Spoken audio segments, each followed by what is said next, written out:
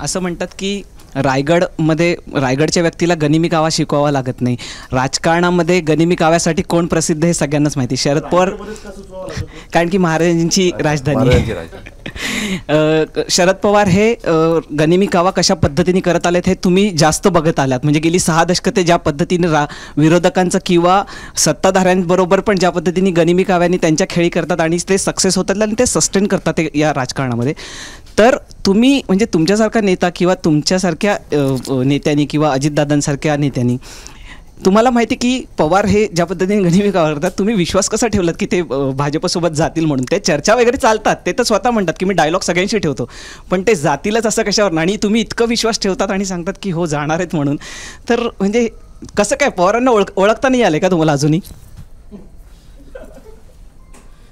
संपलं का आपलं? नाही आहे, चालू आहे ना अजून. एक तर हा विषय आहे की तुम्ही बोलताना बोललात की माधवीच्या प्रश्नाला की पुढच्या 8-10 दिवसामध्ये तुम्हाला चित्र रिव्हर्स झालेलं दिसेल की घड्याळ चिन्हात तुतारी सोडून घड्याळवर लढवण्यासाठी लोक येत आहेत वगैरे. हे तुम्ही अनुमान असं लावतात की पवारांच्या काही जागा ज्या असतील त्या शिवसेना किंवा काँग्रेसच्या वाट्याला जातील आणि तिथली जी लोक आहेत इच्छुक पवारांच्या बाजूने लढणारी ती आपल्याकडे येतील. मी कधी म्हटलं तुतारीकडनं माझ्याकडे येणार आहेत असं म्हटलं मी? नाही, तुम्ही म्हटलात ना की आता नाही आता तुतारीचे option, number of option for number of people, number of option for number of people will be the main option. That is what I was telling. जे आहे ते व्यवस्थित होईल आणि मग तुम्ही दाखवायला लागेल ब्रेकिंग न्यूजमध्ये की ही मंडळी अजितदादांना जाऊन भेटली, इथे भेटली, पुण्यात भेटली, बारामतीमध्ये भेटली, तुम्हाला दाखवावं लागेल.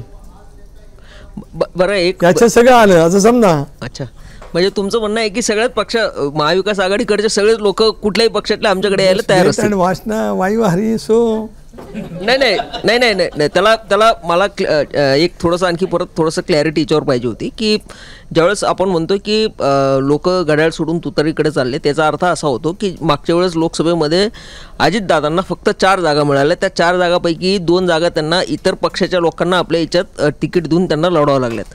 तर लोकांना कुठं असं वाटतंय की यावेळेस सुद्धा आपल्याला कमी जागा मिळतील, त्यामुळे इकडं न थांबलेलं बरं, त्यापेक्षा पवारांकडे जाऊन किंवा इतर पक्षांमध्ये जाऊन आपण निवडणूक लढवावी. एक कसं आहे की मागची निवडणुकी आत्तापर्यंतच्या निवडणुका आम्ही भारतीय जनता पक्ष किंवा शिवसेनेच्या विरोधामध्ये लढत आलो. यावेळेला आम्ही भारतीय जनता पक्षाबरोबर सोबत आहोत.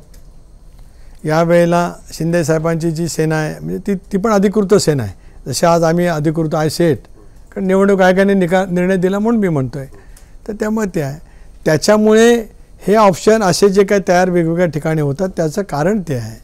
त्या वेळेला आत्तापर्यंतच्या सगळ्या राजकीय प्रवासात एकत्रित काँग्रेस असताना सुद्धा 99च्या आधी, बघा मी काय सांगतो ते, 99च्या आधी एकत्रित काँग्रेस असताना किंवा 99च्या नंतर राष्ट्रवादी काँग्रेस पक्षाची स्थापना झाल्याच्या नंतरसुद्धा आमची सगळ्या राजकीय लढाई ही शिवसेना आणि भारतीय जनता पक्षावर झाली. त्याच्यामुळे त्या ठिकाणचा राजकीय संघर्ष तो तसाच राहिला. आता ज्या वेळेला अलायन्स नव्याने तयार होतं त्याला काही प्रश्न तयार होतात. जसं आता उद्धव ठाकरेंची आणि पवारसाहेबांची आणि काँग्रेसची आघाडी झाली, तिथेही तसंच होणार आहे. जे आमच्या होतीत झालं ते, तिथलेही बरेच जण एकमेकाच्या विरोधात लढलेले आहेत. आणि म्हणूनच मुंबईमध्ये रोज तुम्ही दाखवता अदनामधना महाविकास आघाडी जागा वाटपावरना धुसफूस, इतक्या पाहिजे त्यांना, इतक्या यांना पाहिजेत, इतक्या यांना पाहिजेत. त्याचं कारण ते आहे ना, that is not wrong, that is obvious. That is obvious, कारण सरळ आहे ना. त्या ठिकाणी ते लढत आले एकमेकाच्या.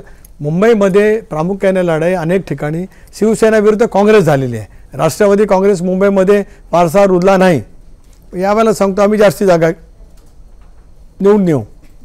मी निवडून नेऊ असं म्हटलं हा ना, आता लगेच सुरुवात झाली.